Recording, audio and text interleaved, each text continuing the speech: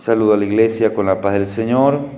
Le invito a que abra su Biblia en el libro de Apocalipsis, en el capítulo 5, y vamos a dar lectura al verso número 13. Apocalipsis 5, verso 13. Vamos a leerlo de manera unánime a la voz de tres. 1, 2, 3.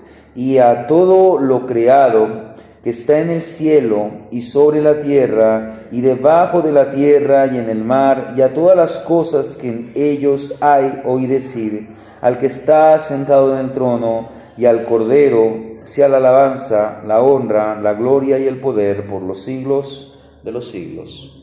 Vamos a orar. Maravilloso y buen Dios, te damos gracias una vez más, porque tú nos tienes aquí reunidos, Señor. Gracias por este tiempo en que hemos podido a ti rendirte toda gloria, toda honra y todo poder, Señor. Y ahora queremos considerar lo que dice tu palabra, Señor, pues solo tú eres digno de recibir la gloria, la honra y el poder. En el nombre de Jesús.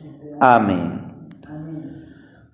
Tomen asiento, amados hermanos. Damos gracias al Señor porque Él nos tiene reunidos en esta tarde y noche aquí en su casa para darle a Él la gloria. El pasaje que acabamos de leer y los pasajes que vamos a meditar, porque vamos a ver algunos pasajes bíblicos, especialmente de aquí del libro de Apocalipsis, en el capítulo 4 y el capítulo 5, están centrados en adoración. Por ejemplo, el capítulo 4 en mi Biblia como subtítulo dice la adoración celestial. Pero en estos versículos vemos como el raudal carmesí, la sangre de Cristo, recorre la Biblia. La sangre fluye desde el primer cordero, desde que el primer cordero hasta el sacrificio de Cristo. ¿Cuál primer cordero estoy hablando? Si nosotros vamos a las páginas del libro de Génesis, usted va a ver que Abel dice que sacrificó de las mejores ovejas. No sabemos cuál fue el primer sacrificio. Muchos entienden que cuando Adán y Eva pecaron, es muy probable que el primer sacrificio también fue un cordero. Pero la primera mención, si usted va a Génesis capítulo 4, mire lo que nos dice.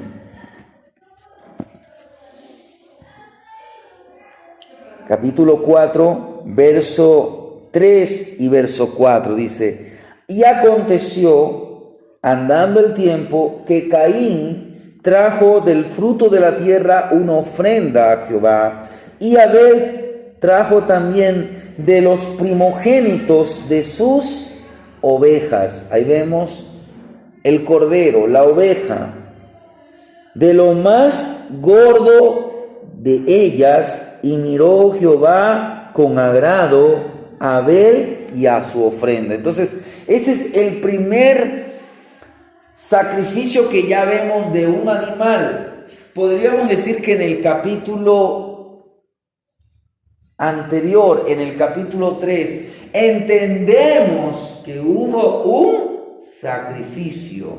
¿Por qué? Porque la Biblia dice, ya lo hemos mencionado aquí muchas veces, que Adán y Eva se hicieron delantales con las hojas de las higueras.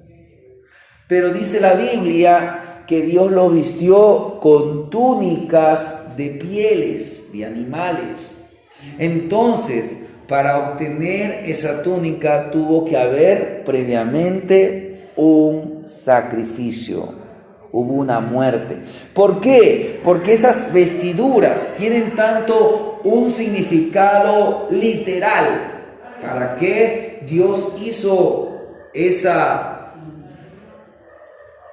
sacrificio?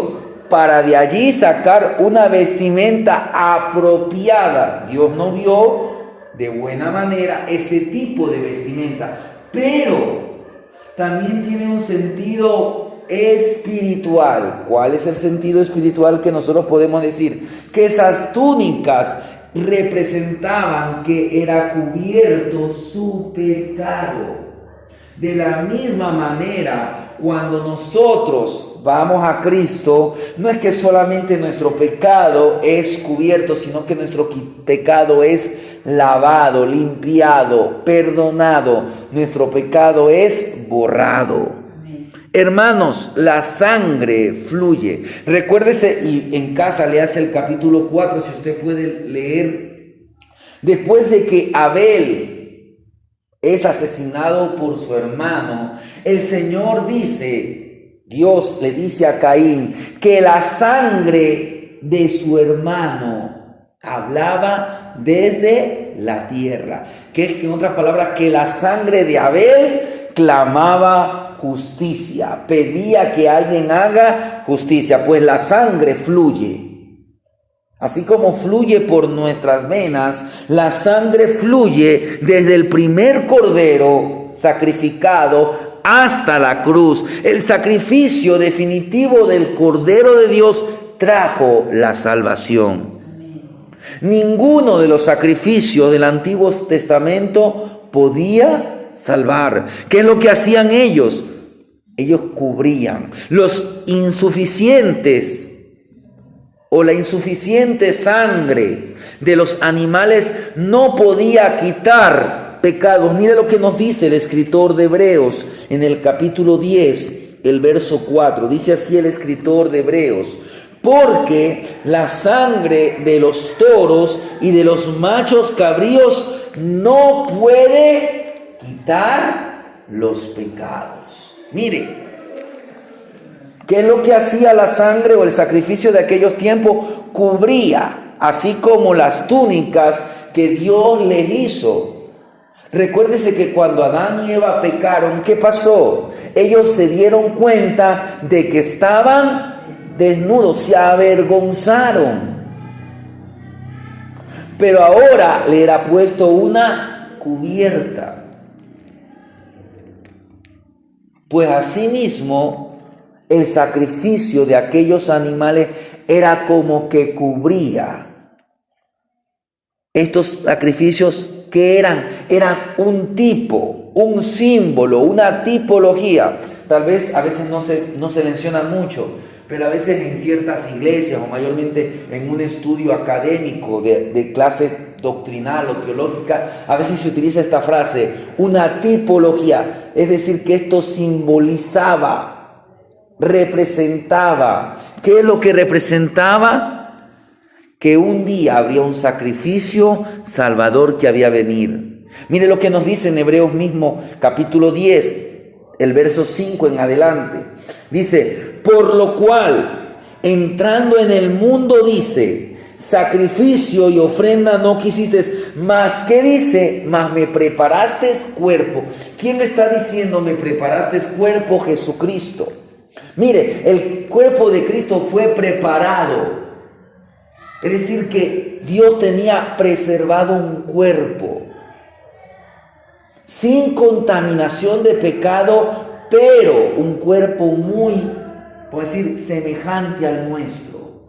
Es decir, que el cuerpo de Jesús se cansaba, pero en el cuerpo de Jesús no había la contaminación del pecado. ¿Por qué? Porque Jesús, ¿por quién fue concebido? Por obra y gracia del Espíritu Santo.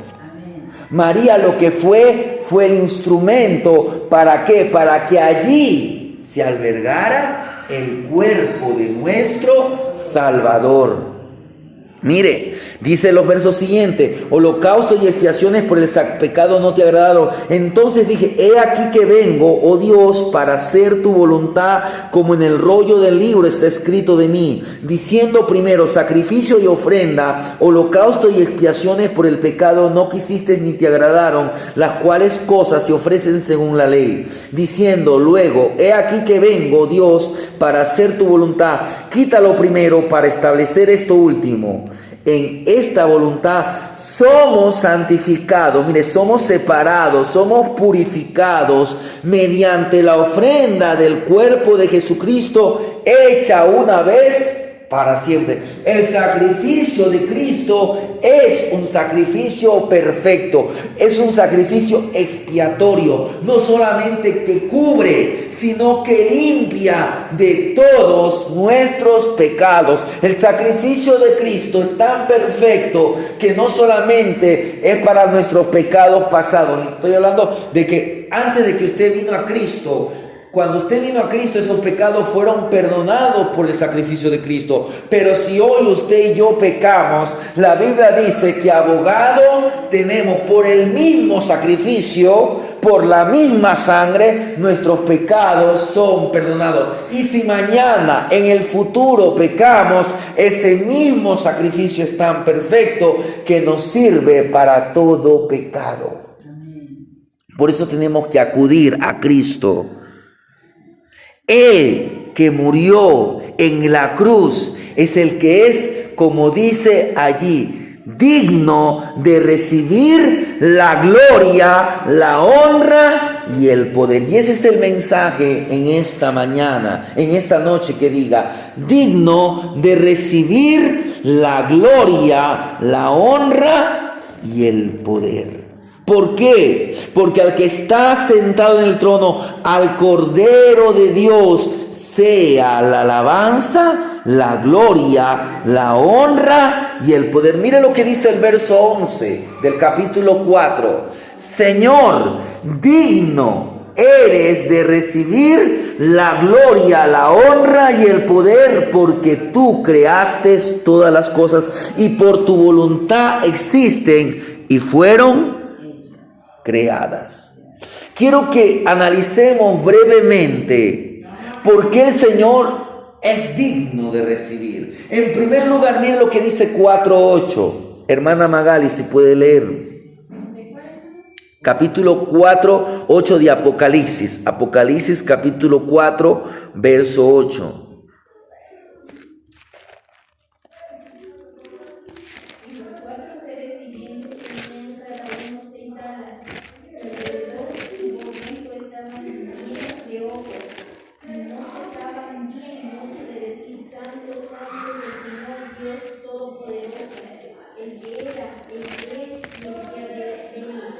Mire, en primer lugar, que estamos viendo aquí, ¿por qué Él es digno? Él es digno porque Él es santo. Santo, santo Señor Dios Todopoderoso. Quiero leerle lo que encontré en un devocional de nuestro pan diario. Dice así, refiriéndose a este versículo: cuando la vida es agradable, el tiempo pasa rápido. Es como cuando usted está con una persona que le encanta o le gusta estar con esa persona, el tiempo parece irrelevante. Mi experiencia en cuanto a esta realidad me ha dado una nueva perspectiva de la escena descrita en Apocalipsis 4, porque ¿qué vemos? Que dice que estos 4 seres vivientes no cesaban, mire, no cesaban día y noche de decir que santo, santo, santo. Yo no podría decir, pero qué aburrido.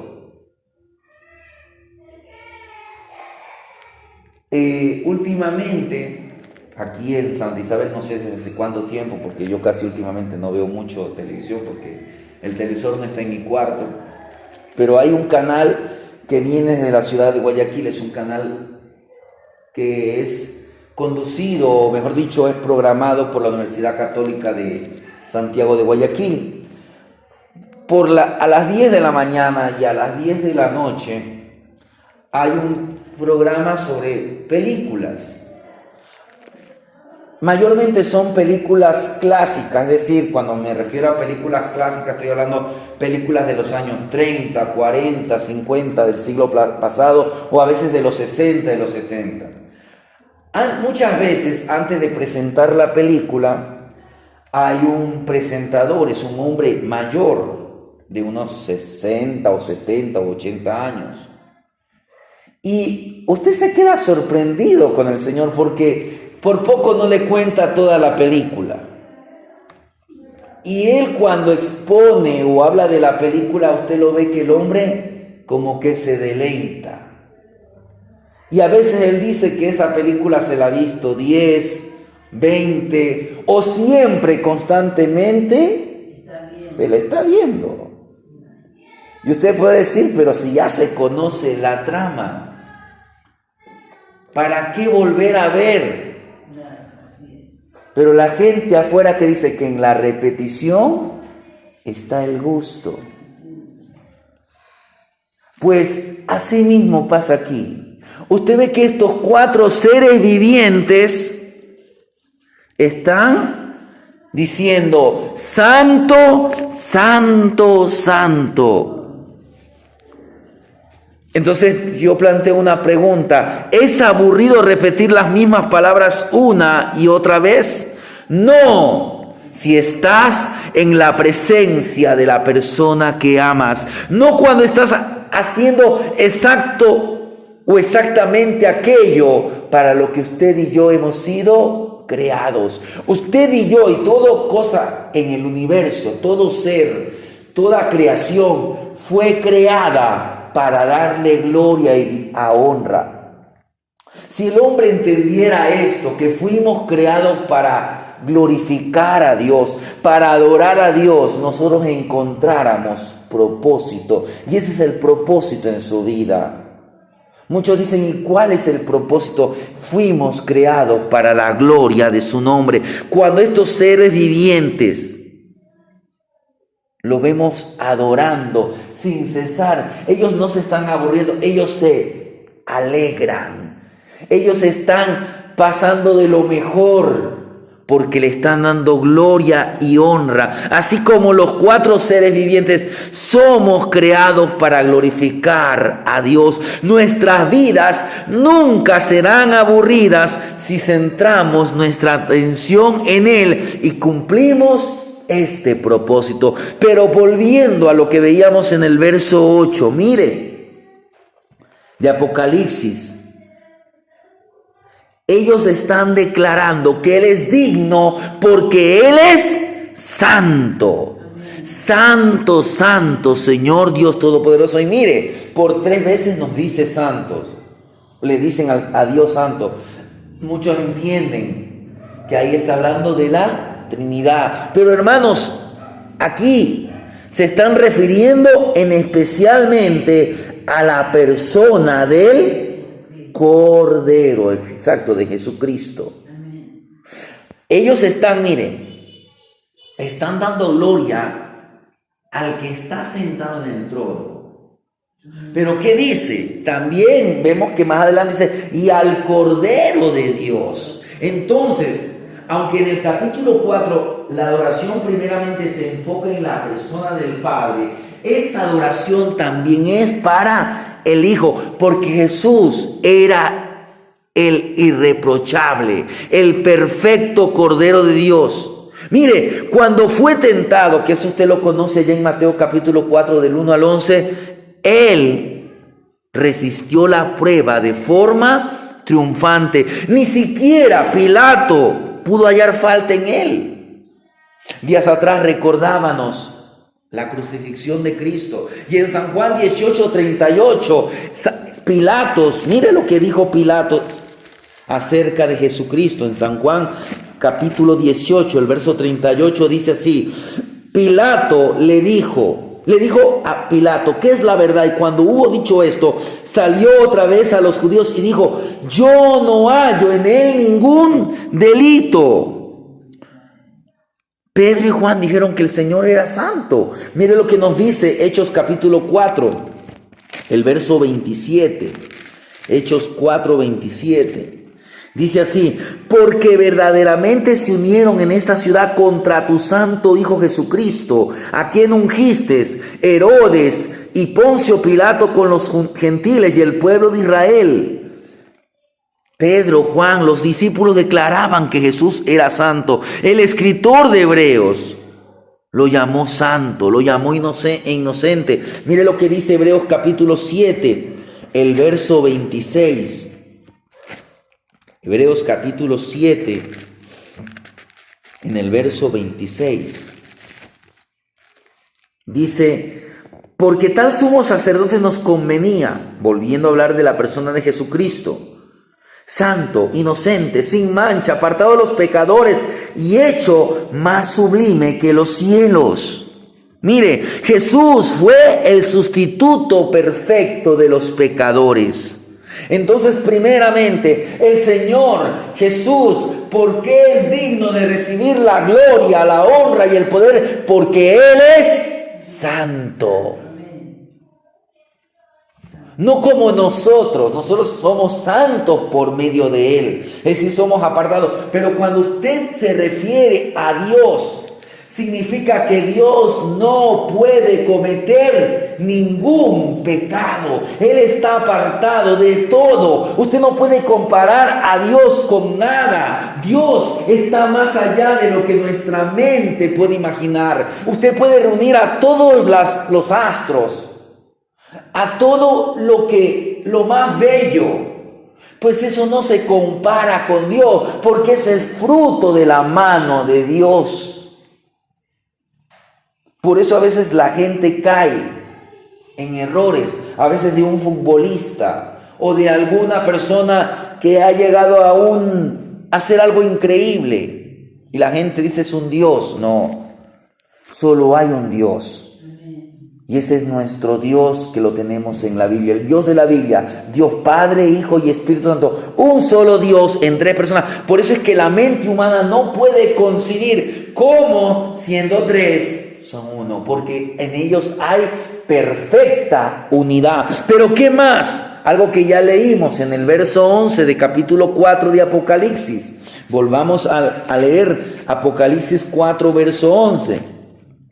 Mire lo que dice Juan. Aquí está Juan describiendo lo que los seres vivientes están diciendo. Señor, digno eres de recibir la gloria, la honra y el poder, porque tú creaste todas las cosas y por tu voluntad existe y fueron creadas. En otras palabras, el Señor o Él es digno porque Él es el creador. Tú creaste todas las cosas. Juan insistió en que esta es una de las razones por la que Él es digno. Él es el creador. El creador, ¿qué hizo? Mire, el creador se dio a sí mismo en la cruz por sus pecaminosas criaturas. El cielo entona un canto de redención.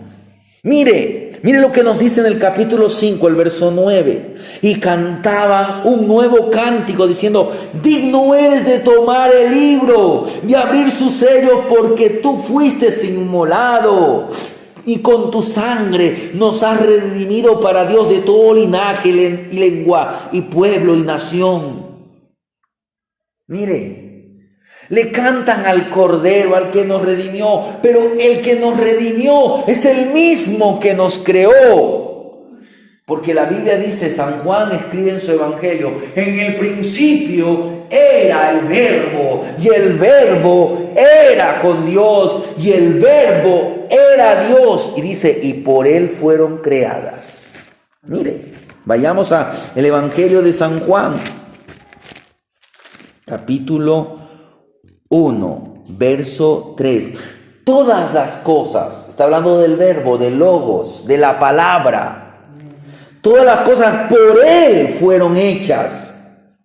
Y sin Él nada de lo que ha sido hecho fue hecho. Mire, ¿qué es lo que está diciendo Juan? Que si Jesús, si la segunda persona no hubiese existido, no hubiese existido Dios. En otras palabras, para que exista el Dios que nosotros conocemos, el Dios que nosotros adoramos, tiene que haber Padre, Hijo y Espíritu Santo. No puede haber Dios si no hay Padre, no puede haber Dios si no hay Hijo, no puede haber Dios si no hay Espíritu Santo. Para que haya Dios tienen que estar las tres personas. Ellas son indivisibles, son tres. Cada quien, se puede decir, el Padre no es el Hijo. El Hijo no es el Espíritu Santo. El Espíritu Santo no es el Padre ni es el Hijo. pero los tres son indivisibles, están en perfecta unidad, están en perfecta armonía. Cuando el Hijo dijo, Padre, oh Dios mío, ¿por qué me has desamparado? ¿Quién estaba diciendo eso? Lo decía Jesús, sí, pero el que estaba mayormente ahí hablando era el Jesús humano. Porque desde que Jesús fue concebido, estoy hablando del Hijo del Hombre, podríamos decir, hasta aquel momento en la cruz, el Hijo del Hombre no había experimentado separación con Dios. Pero quiero decirle que en el seno de la Trinidad no hubo división, no hubo desunión, porque no puede haber desunión en el seno de la Trinidad. Ellos son indivisibles. Él dijo, yo y el Padre uno somos. Ese es el Dios que es más allá de nuestro entendimiento. Pero Él, para que usted y yo podamos entender algo, ¿Él qué hizo? Nos hizo tripartitos. Nos hizo espíritu, alma y cuerpo. Eso es algo en que nos asemejamos a nuestro Creador. Nos dio sentimientos, nos dio emociones, nos dio voluntad. Nos dio un cuerpo que podemos sentir las sensaciones de nuestro entorno. Él nos dio vida con el soplo de su aliento. Al principio el hombre tenía un carácter, o su carácter se asemejaba al de Dios. Era santo en cuanto en que en él no había pecado, pero el hombre podía pecar. Pero Dios no puede pecar, porque si Dios pudiera pecar, no sería santo como Él es santo. Entonces, hermano, primeramente hemos visto que Él es digno porque Él es santo, es digno porque Él es el Creador. Vimos que el cielo entona un canto. Tú fuiste inmolado y con tu sangre nos has redimido. Hemos sido rescatados por el sacrificio hecho en el Calvario. Como resultado de la cruz, lo mejor en Cristo está aún por venir. Cielos nuevos y tierra nueva. El futuro para nosotros es brillante porque Cristo en nosotros es esperanza de gloria. Él es el digno Salvador. Él pagó nuestro rescate, pagó por nuestros pecados con su sangre. Y un día nos sorprenderemos, hermano, nos sorprenderemos al contemplar al único que es digno de recibir la gloria, la honra, la fuerza, el poder, al eterno Dios, al Dios soberano. Amén. Pero ¿qué más? Vayamos al capítulo 5, el verso 14, donde leímos el 13. Pero mire lo que dice el 14. Los 4 seres vivientes decían, amén. Y los 24 ancianos se postraron sobre sus rostros y adoraron al que vive por los siglos. Mire, al que vive. Semanas atrás, en este mes, estábamos recordando ese domingo de resurrección. Al que vive. Él no está muerto, no está en la cruz, no está en la tumba. Al tercer día resucitó. Este digno Salvador se levantó de la tumba y vivirá para siempre. Él venció al diablo. Él venció al pecado, Él venció la muerte y Él venció al sepulcro, venció la tumba. Todas las criaturas del universo lo proclaman que Él es digno. Un día toda rodilla se postrará, toda lengua confesará. Quiero decirle que hasta los ateos van a confesar, pero ya, aunque confiesen, será en vano. Ellos van a reconocer. Pero por eso es que hoy es el tiempo aceptable, hermanos. Todas las criaturas del universo un día lo llamarán digno. Se inclinarán ante Él, declararán que Él es el Señor. Así lo dice el apóstol Pablo. Mire lo que dice en la carta a los Filipenses. capítulo 2, verso 10 y 11, para que en el nombre de Jesús se doble toda rodilla de lo que está en los cielos y en la tierra y debajo de la tierra, y toda lengua confiese que Jesucristo es el Señor, para gloria de Dios Padre. Él es el Señor, Él es Adonai, Él es Dios. Pero hermanos, ese día va a ser glorioso. Ese día en que estemos en el cielo adorando, y de allí por la eternidad serán días de gloria. Y quiero decirles que aún en estos tiempos con las luchas y las aflicciones, pero cuando nos vamos a la palabra, cuando dejamos que el Espíritu Santo tome el control de nuestra vida, son momentos de gloria. Pero mire lo que dice antes de finalizar, volviendo al capítulo 4, el verso 3. Mire lo que dice: y el aspecto del que estaba sentado era semejante a piedra de jaspe y de cornalina, y había alrededor del trono un arcoíris semejante en aspecto a la esmeralda. Mire,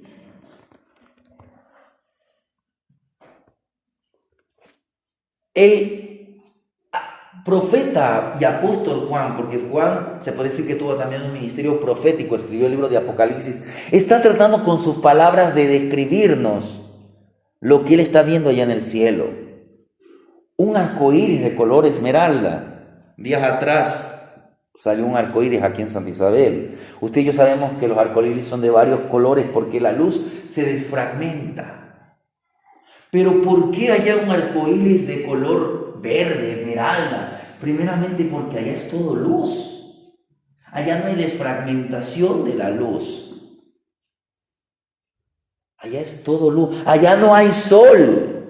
Allá es la luz de Dios, la gloria de Dios. Yo no sé si usted sabe lo que son los daltónicos. Los daltónicos son personas que tienen un problema en su vista. Ellos no ven como usted y yo. Ellos no ven los colores como nosotros lo vemos. Hay diferentes tipos de daltonismos. Hay gente que es un color el que no puede distinguir. Por ejemplo, el rojo no lo pueden distinguir. Y ellos lo ven como negro o como verde. Y para ellos es un problema porque, voy a poner un ejemplo, si usted conduce, usted sabe que la luz roja de un semáforo, ¿qué simboliza? ¿O qué está diciendo? Pare. Y si ellos no pueden distinguir el color rojo y lo ven como verde, ellos pueden pensar que hay que avanzar. Pero mire, aquí tengo un pequeño como testimonio. Dice: cuando Javier McCorry se puso los anteojos en croma que su tía Selena le regaló cuando cumplió 10 años, estalló en llanto. Al ser daltónico, solo podía ver el mundo en matices. Y este era un daltonismo bien fuerte. Solo podía ver gris, blanco y negro. Sin embargo, con sus nuevos anteojos, vio por primera vez en colores. Su euforia al ver la belleza que lo rodeaba hizo que sus familiares sintieran que presenciaba un milagro. Ver el colorido radiante de Dios también generó una reacción intensa en el apóstol Juan ante la gloria del Cristo resucitado. Juan, ¿qué hace? Describe un trono establecido en el cielo y en el trono uno sentado, que su aspecto era semejante a piedra de jaspe y de cornalina, y había alrededor de él un trono, un arco iris. Mire, siglos atrás, el profeta Ezequiel también tuvo una visión similar. Dicen Ezequiel 1, 26 y 27. Parte de esto dice así: la figura de un trono que parecía de piedra de zafiro, una semejanza como de bronce refulgante. Mire, aquella magnífica figura estaba rodeada de un arco iris radiante. Hermanos, un día nos encontraremos cara a cara con el Cristo resucitado. Estas visiones que vemos en la Biblia, lo que nos ofrecen es un pequeño atisbo Es como que si usted mirara por una rendija la magnificencia que nos aguarda mientras celebramos la belleza de la creación de Dios aquí. Mientras a veces nos sorprendemos, a veces ve un arco iris. O usted va allá a Girón, el Chorro de Girón, y ve la cascada y se toma la foto. Nos sorprendemos con la creación de Dios. Hermanos, eso es un anticipo de la gloria que aún nos será revelada. Para concluir este mensaje, hermanos, primeramente tenemos un Salvador plenamente capaz. Este digno Salvador responde al llamado de los indignos pecadores. Yo creo que usted y yo lo hemos invocado. Pero si alguien no conoce de Cristo, le tenemos que preguntar si esa persona lo ha invocado para salvación. La palabra de Dios dice: todo aquel que invocare el nombre del Señor será salvo. Y no estoy hablando de invocar solamente de decir el nombre. No solamente es una simple confesión, se trata de una relación. Todo aquel que cree, que tiene convicción de pecado y sabe que Jesús es su Salvador y rinde su vida, Jesús ha sido su Salvador. La cruz estaba en el plan de Dios. La cruz estuvo desde el principio en el plan de Dios. Cuán triste es que la gente no se beneficie del magnífico plan de Dios para su vida. La obra del Señor Jesucristo, la obra de la cruz y de la resurrección estaba en el plan de Dios desde el principio.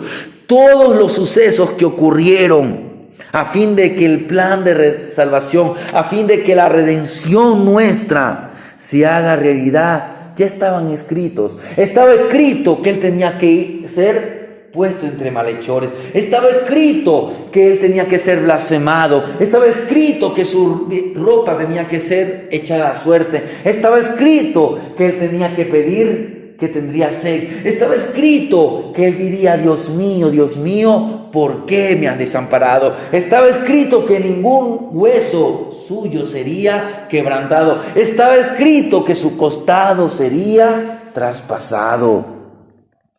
Recuerde que Jesús, el día que resucitó, tuvo un encuentro con aquellos 2 discípulos que iban camino a Emaús. Ellos discutían sobre los acontecimientos en torno a la muerte de Jesús. Y ahí Jesús, ¿qué hace? Empezó a enseñarles desde Moisés y siguiendo por todos los profetas, siguiendo por la palabra de Dios, les enseñó en cuanto a los eventos sobre su muerte, a tal punto que sus corazones ardían. Hermanos, ¿qué tenemos que hacer cuando leemos estos pasajes y cuando venimos a su casa, y cuando estamos en la casa, en el trabajo, en todo lugar? Respondamos con fe al amor del que es digno. Digno eres de recibir la gloria, la honra y el poder. Amén.